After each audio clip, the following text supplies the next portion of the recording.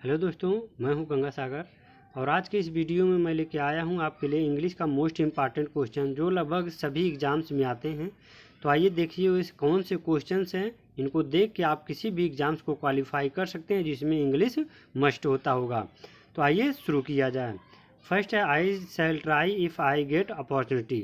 A and the और none of the दिया तो अपॉर्चुनिटी में आर्टिकल एन का प्रयोग होता है क्योंकि उसका प्रोनाउंसिएशन जो हो रहा है अ से हो रहा है। दूसरा है, don't make dot dot dot noise. यहाँ पे भी आर्टिकल ए एंड द और नन ऑफ दीज किया है तो यहाँ पे भी टू मिस्टेक से लिखा गया है। तो यहाँ पे आर्टिकल ए का प्रयोग होगा क्योंकि न से उसका उच्चारण न हो रहा। फिर तीसरा है, God give you peace. May might can could दिया है तो यहाँ पे प्रयोग होगा मे, क्योंकि ये मॉडल वर्ब होता है। मॉडल वर्ब में जब किसी के लिए प्रार्थना किया जाता है, दुआ किया जाता है, तो वहाँ पे मे का प्रयोग किया जाता है। फिर the earth moves round the sun. पृथ्वी सूर्य के चारों तरफ घूमती है, अभी भी घूमती है, ऐसा नहीं पहले घूमती थी। तो यहाँ पे अर्थ के लिए सिंगुलर नंबर का वर्ब यानी वर्ब में ऐसे ये जुड़ जाएगा तो बी वाला सही होगा, मूव्स। फिर आगे क्या है, the patient die before the doctor came. Doctor के आने से पहले मरीज मर चुका था। तो मर चुका था यहाँ पे वर्ब का फर्स्ट फॉर्म लिख दिया होगा, यहाँ पे वर्ब के थर्ड फॉर्म का प्रयोग यानी ए वाला सही होगा क्योंकि पास्ट परफेक्ट टेंस में वर्ब के थर्ड फॉर्म का प्रयोग किया जाता है।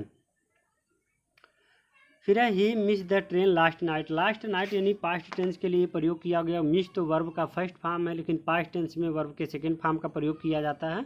तो यहाँ का बी वाला सही होगा, he missed the train last night. तो इस तरीके से हम पास्ट टेंस का भी प्रयोग करके इसका सेंटेंस को बना सकते हैं क्योंकि यहाँ पे कुछ कन्फ्यूजन था, उसको हम क्लियर कर लिए। फिर सातवां है, I write a letter at the moment. I write a letter at the moment मतलब तत्काल उस समय लिख रहे थे, ना कि लिखता है, ना ही लिखा था, ना ही लिख चुका था, अभी प्रेजेंट टाइम में वह लिख रहा था। तो यहाँ पे ऑप्शन राइट के जगह पे क्या होगा, राइटिंग।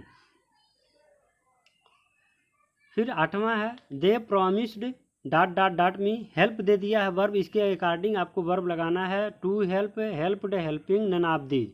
तो यहाँ पे इन्फिनिटिव टू हेल्प का प्रयोग किया जाएगा क्योंकि उन्होंने सहायता करने का जब ना नी ने आ जाता है तो इन्फिनिटिव का प्रयोग हो जाता है जिसके लिए वर्ब के पहले टू का प्रयोग होता है।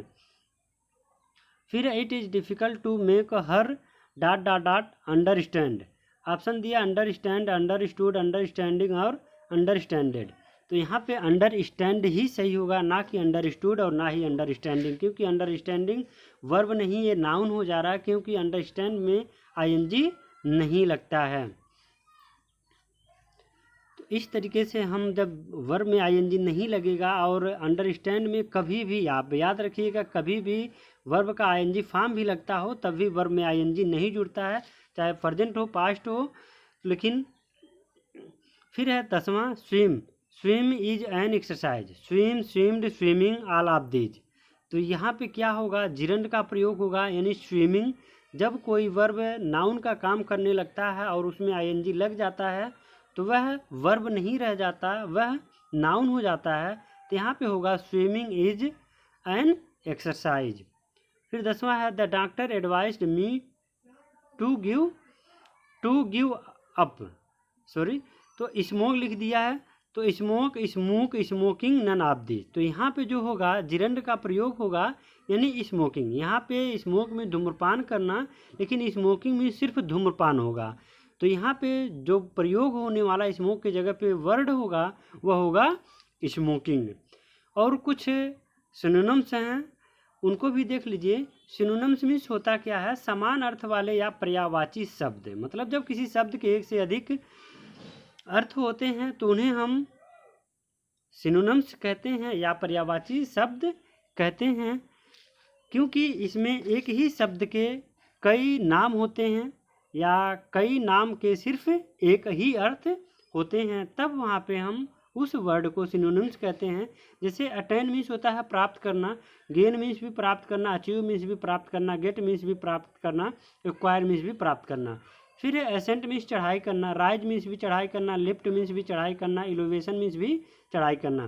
फिर एडवर्सिटी मीन्स मुसीबत, मिस फॉर्चून मिस मुसीबत होता है, क्लैरिटी मिस मुसीबत होता है, उसके बाद माइजरी मिस भी मुसीबत होता है। इस तरीके से हम सिनोनिम्स का भी प्रयोग कर सकते हैं। उनके सारे वर्ड्स को जो वोकेबुलरी में काफ़ी महत्वपूर्ण होते हैं, ये कई सारे एग्जाम्स में पूछे जाते हैं, इनको आप याद कर सकते हैं।